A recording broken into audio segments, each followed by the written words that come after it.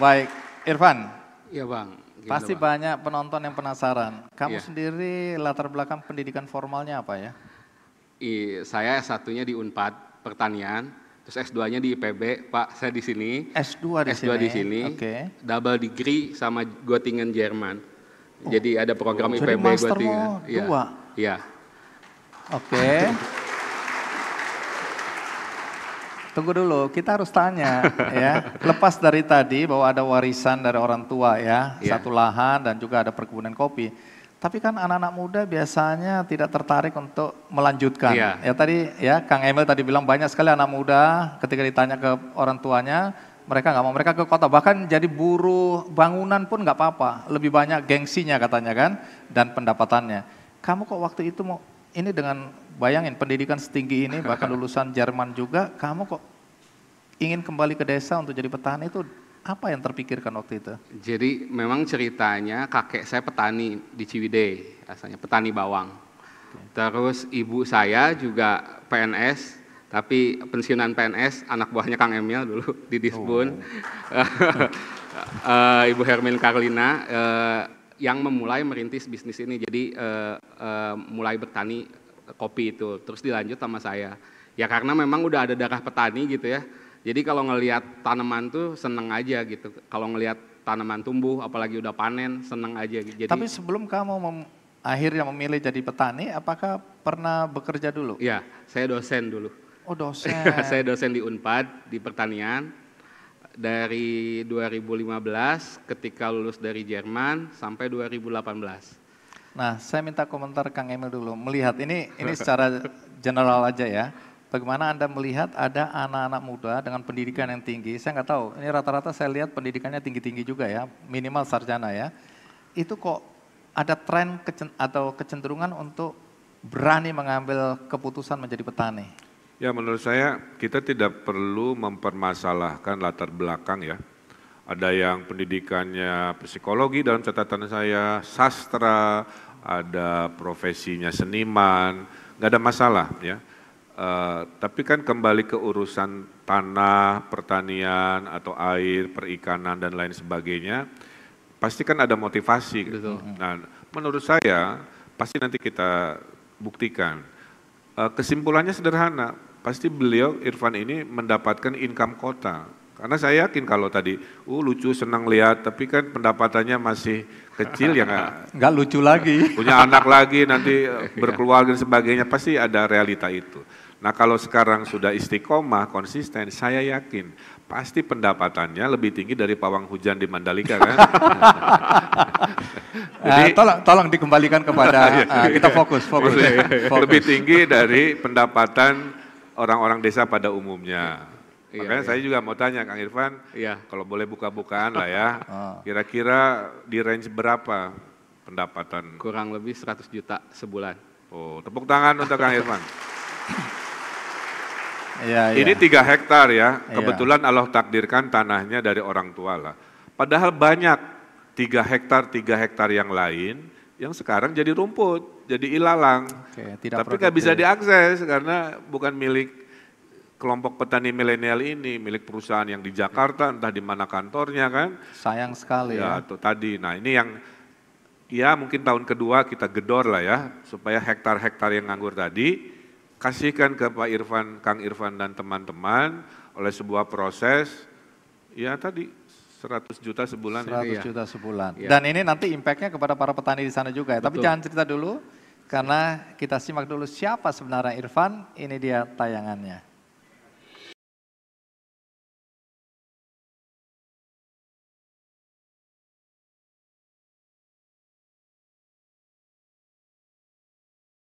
Sebagai petani, Dian Sudiana, yang merupakan pemilik ladang dan warung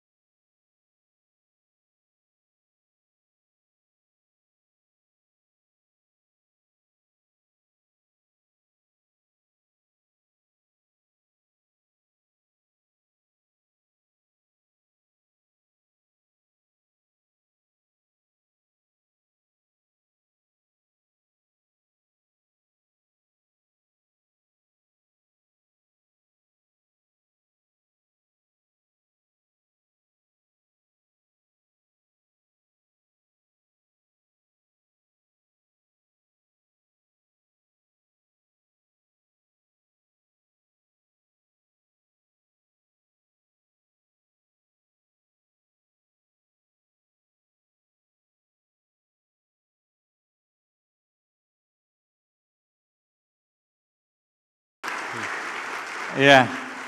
Dan Irfan udah banyak dapat penghargaan ya dari Pemprov Iya. Jawa Barat ya untuk urusan pertanian ini. Iya, terutama di bidang lingkungan hidup sih. Jadi tadi kalau selain pendapatan, mungkin kenapa kalau ditanya jadi petani, kenapa milih jadi petani daripada dosen? Mungkin kalau saya rasain ya hidupnya lebih sehat. Terus Tunggu dulu, banyak dosen di sini. Hidupnya nggak sehat berarti ya. Pak Rektor sampai, aduh ini gimana nih salah jurusan. Nah, hidup jadi dosen sehat, tapi ini lebih sehat. Iya, saya kan macul. Sehat itu pengertiannya apa coba? Macul, terus udah gitu. Iya, kena matahari. Kena matahari, terus metik sendiri, nanam sendiri gitu. Jadi makan apa yang kita tanam gitu. Oke, jadi kita tahu ya sumbernya dari awalnya betul. seperti apa. Perjalanan makanan itu kita jelas ya. Betul. Iya, oke. Jadi kalau dosen sering makan bakso di pinggir jalan. Ini lama-lama kita diusir dari sini Irfan. Jangan kamu adu aku dengan para dosen yang hadir ini. Oke. Nah, tadi kalau kita lihat bahwa kamu sudah memutuskan, tapi bagaimana reaksi orang tua ketika lihat anaknya udah sekolah jauh-jauh ke IPB bahkan kemudian ke Jerman, tapi pulang-pulang melanjutkan jadi petani. Mereka khawatir atau mereka bangga? Iya, awalnya iya sih. Karena mungkin apa ya, kalau bahasa Sunda mah nyaah ya Kang ya, gitu ya. Sayang udah jadi dosen gitu ya, terus resign. Tapi kan mendua itu susah ya Kang ya. Jadi jangan apa maksudnya? ya. Kenapa lihatnya ke sini? Mendua lihatnya ke sana. Ya Bang. Jadi aku nggak ikutan, saya nggak ikutan ini. Ini acara Kikendi jadi saya nggak ikutan. waktu di Unpad takutnya nggak maksimal ke mahasiswa gitu ya, terus di Kiwari nggak maksimal ke kelompok, akhirnya saya mutusin di Kiwari gitu. Tapi sekarang banyak juga mahasiswa magang yang akhirnya karena saya senang ngajar jadi tetap ngajar juga di sana. Nah, Kang Emil, saya tadi belum dengar ya dalam program petani milenial ini apa saja yang diajarkan di dalam kegiatan-kegiatan mereka ini, karena nanti pertanyaannya adalah apa perubahan yang kamu lakukan. Betul. Ini cara ya di desamu, karena banyak sekali petani tradisional konvensional yang masih percaya pada intuisi, tergantung pada cuaca. Padahal sekarang kan ada teknologi digital yang bisa memantau cuaca dan lain-lain. Yang mereka kemudian tidak percaya pada itu. Nah, apa yang diajarkan di program ini? Salah satu identitas petani milenial, kita harapkan generasi mereka ini semua menguasai teknologi pertanian. Ya. Kalau tidak menguasai teknologi pertanian, mereka akan masuk kategori petani konvensional. Maka dimulailah program, misalkan ngasih makan ikan, sekarang sudah bisa pakai HP kan, nyiram tanaman sudah pakai HP, drone dipakai memonitor hama tanaman, kemudian ada alat buat mengukur suhu, misalkan ada greenhouse. Kalau greenhouse yang atap itu ya, itu kan di petani konvensional kan tidak jadi budaya. Tapi di petani milenial nanti bertani dengan atap yang teduh itu menjadi sebuah identitas. Kalau suhunya panas, itu nanti ada sensor yang membuat kipas bergerak misalkan. Nah, hal-hal begitulah yang harus jadi ciri mereka. Untuk membedakan petani milenial generasi sekarang, harus punya skill digital dibanding orang tuanya yang betul-betul konvensional. Jadi apapun teknologi itu ya kita harapkan itu yang diajarkan kepada mereka. Dan gak hanya ilmu tentang produksi ya Bang Andi, ilmu dapetin kredit juga. Iya, itu paling penting itu. Betul. Karena banyak produk-produk pertanian tidak terserap pasar, tidak bisa dijual karena mereka juga tidak punya akses untuk pemupukan dan lain-lain. Nah, makanya kita juga dalam petani milenial ini bereksperimen, yaitu menyiapkan dulu pembelinya, bahasa Inggrisnya off taker kan. Kemudian pembeli mempunyai cabang-cabang yang akan memproduksi. Jadi dibelinya oleh si perusahaan pembeli. Nah, kredit itu ada dua cara, bisa dari bank ke petaninya atau dari bank ke si pembeli. Pembeli tinggal membimbing si cabang-cabangnya itu. Makanya saya yakin Irfan kan membeli juga ya. Betul. Dari petani-petani. Jadi tidak harus petaninya langsung ke pasar, banyak masalah, tapi dari petani ke Irfan dulu yang sudah punya akses pasar, daya tawar baik, dikumpulkan, harganya fair kan gitu ya. Irfan yang jual ke pasar. Nah, rumus ini yang kita ajarkan. Oke, menarik ya. Ada ilmu yang dibekali atau dibekalkan kepada para petani milenial. Nah, lalu perubahan apa yang kamu lakukan di desamu? Jadi sebenarnya ini konsepnya tuh memang salah satu tugas saya di Jerman. Judulnya Sustainable Development in Coffee Community. Awalnya memang di sana di daerah Cikawari itu susah air, terus mudah longsor lah gitu ya. Terus kita kenapa nanam kopi? Karena kopi itu tanaman konservasi gitu. Jadi dengan nanam kopi kita butuh nanam tanaman lainnya gitu, biar mencegah longsor dan lain-lain. Sebelum kopi nanam apa? Asalnya banyaknya sayuran kan, Iya. maksudnya banyak sayuran, lahan miring kan itu kurang cocok ya. Nah itu contoh Bang Andi ya. Citarum sungai dulu sering banjir karena longsor. Iya. Kenapa longsor? Karena apapun tanahnya, miringnya, nanamnya tuh sayur atau kentang. Iya, jadi gampang longsor. Karena itu ya. taunya petani konvensional itu yang ngasilin duit hanya itu. Itu. Nah dengan ilmu milenial baru diedukasi kan, Betul. Bapak jangan sayur lagi, kita coba kopi yang akarnya bisa nahan tanah. Iya. Kan.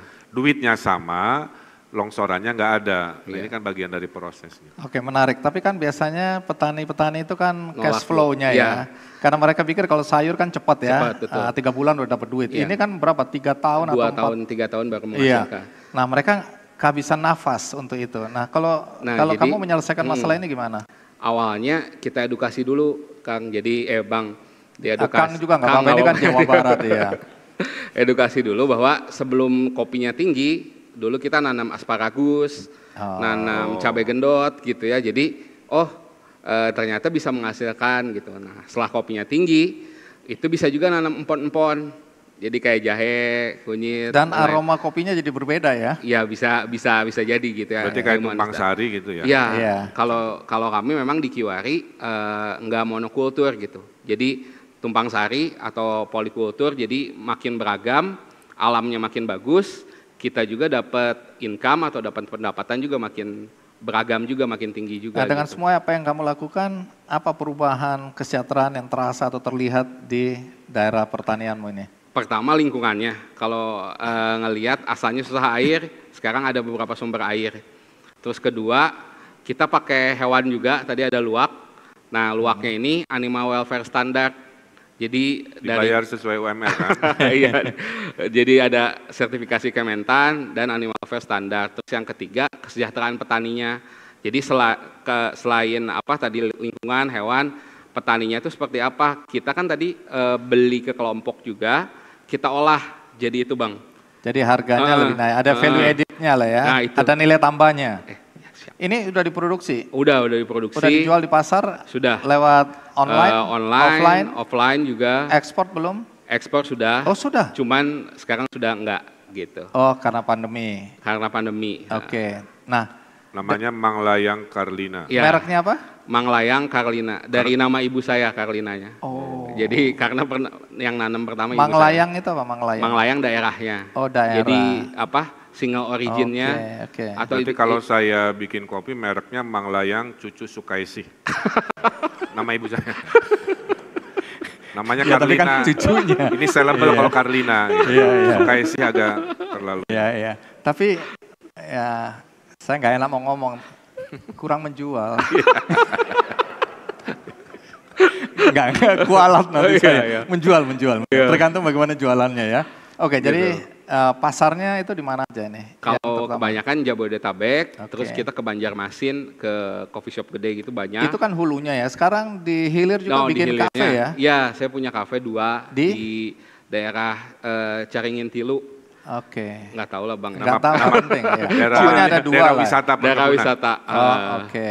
Di Cimenyan Oke. ada 2, Kopi Kiwari sama Bumi Kiwari. Jadi kita olah sampai value edit yang paling tinggi kan segelas kopi kan, Iya. udah nggak bisa diolah lagi. Cuman value editnya ini bukan hanya untuk saya, tapi untuk kelompok di Kiwari Farmers Oke, gitu. dan saya dengar-dengar kamu sekarang udah merekrut sekitar 6 ya, petani milenial ya, anak muda semuanya ya? milenial. Anak muda, oke. Nah terakhir ini, pesan-pesan terakhir, bukan berarti kamu mau Pesan-pesan. pergi selama-lamanya, bukan.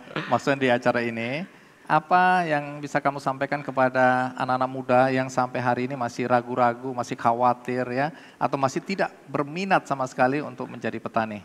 Sesuatu yang bisa kamu sampaikan untuk membangkitkan semangat dan keyakinan mereka bahwa petani itu tidak identik dengan kemiskinan dan penderitaan. Iya.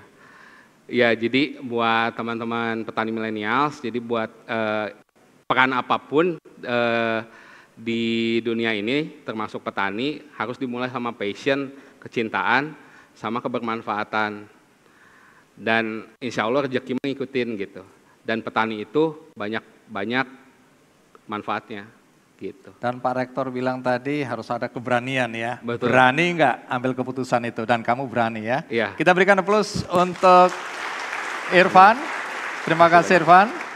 Ya, sampai banyak, jumpa ngopi-ngopi kita ya. Ya, pasti Kang. Di 2 kafe yang aku belum tahu alamatnya itu. Ya. Iya, sampai jumpa. Pasti.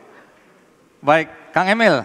Ternyata kalau kita perhatikan, peserta dari program Petani Milenial ini tidak melulu laki-laki ya. Tadi kita sebelum acara ini dimulai, off air-nya itu tadi saya lihat ada petani lele perempuan ya. Dengan bangga dan bahkan suara yang menurut saya bergetar gitu ya. Dia menceritakan perjalanan bagaimana sampai dia bisa jadi petani atau peternak lele.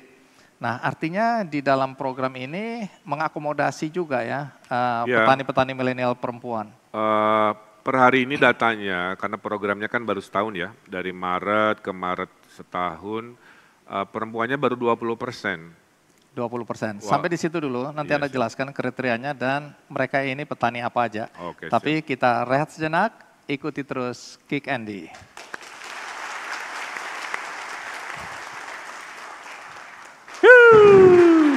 Wah, Yuli. Izin buka masker. Iya. Neng Yuli, kamu bawa apa tadi itu? Ya, bawa gula semut.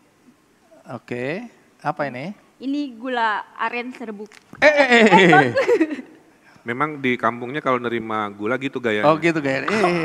Supaya kamera langsung ke sini ya. Iya. Ini orang marketing ini. Oke, apa istimewanya produk ini? Ini produk kamu?